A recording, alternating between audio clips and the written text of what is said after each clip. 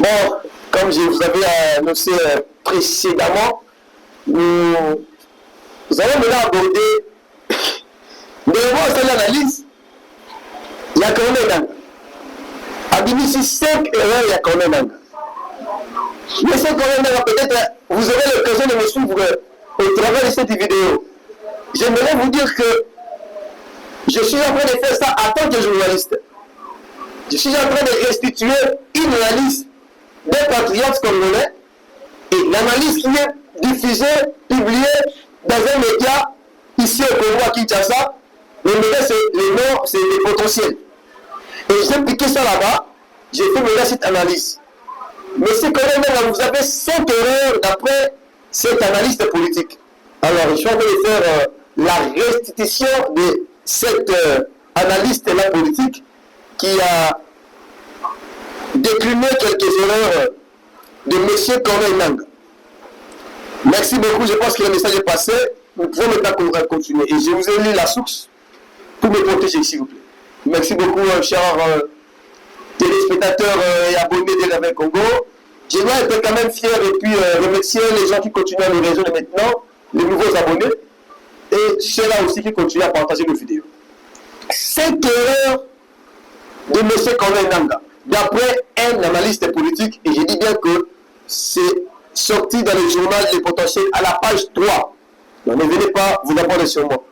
Merci beaucoup. La première des choses, je vous ai parlé de l'introduction. La première des choses, les erreurs de Corneille Nangaa peuvent être résumées comme suit. 1. Acceptation de servir le Rwanda. D'après cet analyste, M. Corneille Nangaa est allé servir le Rwanda, d'après lui. Et nous lisons le contenu. Écoutez, l'une des erreurs majeures de Nangaa est son acceptation présumée. Il parle de présumé. Donc je pense qu'on comprend très bien l'emploi du mot présumé. Parce qu'il n'a pas tous les soubassements avec lui. Merci beaucoup. De servir, on a commencé à quelle heure? Parce que je dois faire minimum 15 ou 10 minutes. 28, donc 27. Merci. Cette situation soulève des questions sur la loyauté et l'intégrité des dirigeants politiques face aux ingérences étrangères.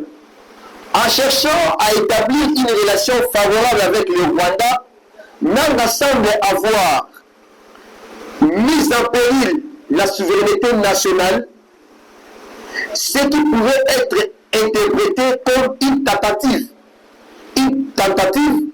de coup d'État politisé. Voilà.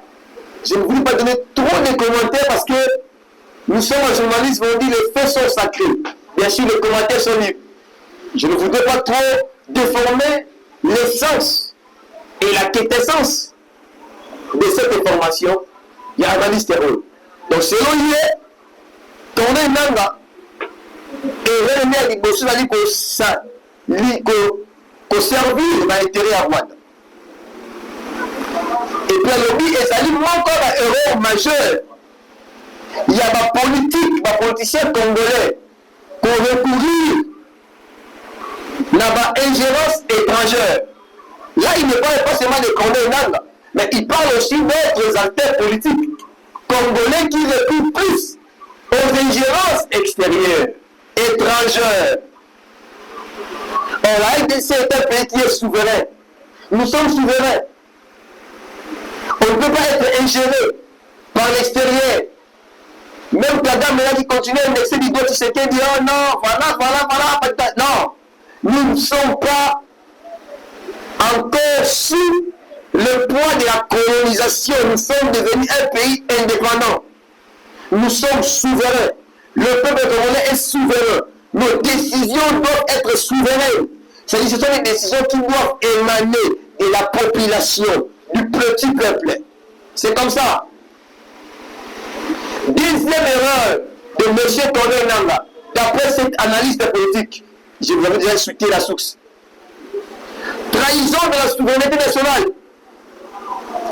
La trahison de la souveraineté nationale est un thème récurrent dans les discours politiques en RDC, en collaborant avec des forces extérieures, Nanga viole les principes fondamentaux de l'intégrité territoriale et de l'autodétermination. Cette trahison pourrait engendrer des conséquences dramatiques pour la stabilité et la sécurité du pays, ainsi qu'une perte de confiance envers les institutions politiques. La trahison de la souveraineté nationale. Nous avons dans ce pays, là je ne parle plus de Nanga, des gens qui trahissent notre souveraineté nationale. On a dans ce pays des politiciens qui trahissent la souveraineté nationale de la RDC, qui estiment que pour être fort, il faut avoir un appui, soit au sein de la communauté internationale, au sein d'un pays, je ne sais pas, de l'Union africaine, des États-Unis d'Amérique, je ne sais pas, de l'Asie et tout consort. La trahison de la souveraineté nationale.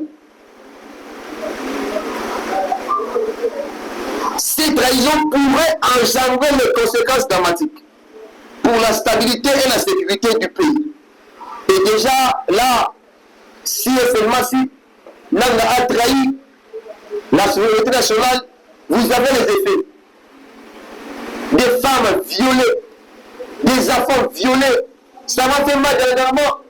L'ONU qui accuse, c'était hier, l'ONU, le haut commissaire des Nations Unies aux droits de l'homme, qui a accusé Corneille Nanga, non pardon, les F23 et le Rwanda, d'avoir exécuté des enfants. Les enfants congolais sont exécutés. Et ces enfants-là sont privés de l'école, de l'éducation. Ils ont un problème sérieux. Troisième erreur de M. Corneille Nanga, d'après cet analyste politique. Défense des intérêts personnels et internationaux. Selon lui, Corneille Nanga défend les intérêts personnels et internationaux. Il est également accusé de défendre non seulement ses intérêts personnels, mais aussi ceux de puissances internationales. Cette position soulève des préoccupations éthiques quant à la responsabilité des dirigeants envers leur population. Si Nanga priorise les relations internationales au détriment des besoins du peuple congolais, il risque de perdre toute légitimité. Est-ce que ce qu'il dit c'est vrai ou c'est faux? On ne sait pas trop. Mais d'après lui, Nanga est en train de défendre ses intérêts personnels et internationaux. Quatrième erreur, parce que je chute, accès au pouvoir par des moyens illégitimes. La prise de pouvoir par des moyens jugés illégitimes, s'il vous plaît, notamment à travers la violence, constitue une grave violation des principes démocratiques. L'appel à l'autorité sans légitimité démocratique peut mener à une instabilité accrue et à un mécontentement populaire, soulignant ainsi la nécessité d'un processus électoral transparent et inclusif. Là, c'est un langage qui revient souvent au sein de l'UDPS, au sein de l'Union sacrée, au sein de la majorité présidentielle. C'est un langage qui vient souvent parce qu'on doit se dire. Ce dossier de Nanga est aussi vu de plusieurs manières, même au sein des politiques congolais. L'opposition voit ça à sa manière et la majorité, l'UDPS, l'Union sacrée, voit ça aussi à leur manière. Cinquième erreur de M. Corneille Nanga, l'ancien président de la Commission électorale indépendante. Appel à l'unité politique. Appel à l'unité politique. Nanga appelle les partis politiques à les soutenir. Ignorant la réalité de l'élection de Félix Tshisekedi pour un mandat de 5 ans. Cet appel peut être perçu comme un manque de respect. Il y a encore le manque de respect pour le processus démocratique établi et pourrait exacerber les tensions politiques. Au lieu de chercher à unifier les partis derrière lui, Nanga devrait se concentrer sur le respect des institutions et des délais électoraux. L'analyse des actions de Corneille Nanga révèle une série d'erreurs qui, si elles ne sont pas corrigées, pourraient gravement compromettre la stabilité politique et sociale de la RDC. La souveraineté nationale, l'intégrité des institutions démocratiques et le respect des délais électoraux doivent être prioritaires pour les dirigeants congolais, point. L'avenir politique du pays dépendra de la capacité de ces leaders à naviguer ces défis avec responsabilité et vision. Ce n'était qu'une analyse, pas de votre serviteur Mitikola Akamis, mais d'un acteur politique dont nous taisons les noms. Merci beaucoup de votre fidélité. Continuez à partager nos vidéos, continuez à les aimer, à les liker, aussi à les commenter. N'oubliez pas,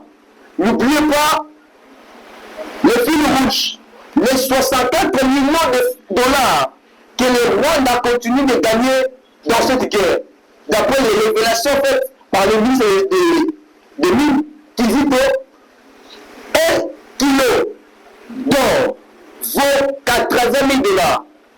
Et le Rwanda, par jour, prend 800 kilos d'or. Donc, après, quand on fait les calculs, vous avez 64 millions de dollars que la RDC est en train de perdre. Vous voyez, maintenant, les mamans souffrent, les parents souffrent, les fonctionnaires souffrent. Vraiment, nous devons continuer à aimer ce pays. Merci beaucoup.